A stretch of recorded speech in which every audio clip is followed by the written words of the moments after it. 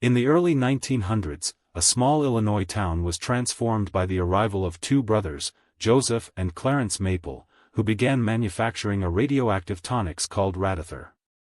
Marketed as a cure-all for ailments from arthritis to impotence, Radithor became a sensation, with thousands of Americans gulping down its glowing liquid. Unbeknownst to them, Radithor contained radium, a highly toxic substance that was being extracted from the bones of thousands of women who worked in the factories manufacturing glow-in-the-dark watches and other products. These women, dubbed the Radium Girls, were forced to ingest tiny amounts of radium daily, unaware of its deadly consequences. Years went by before symptoms began to appear: bone cancer, necrosis, and a range of gruesome maladies that would leave many permanently disfigured.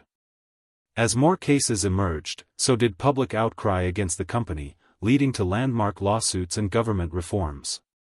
Despite this dark chapter in American history, many questions still linger. Why were these women knowingly exposed to such a hazardous substance? And what ultimately became of the Radium Girls who fought for justice?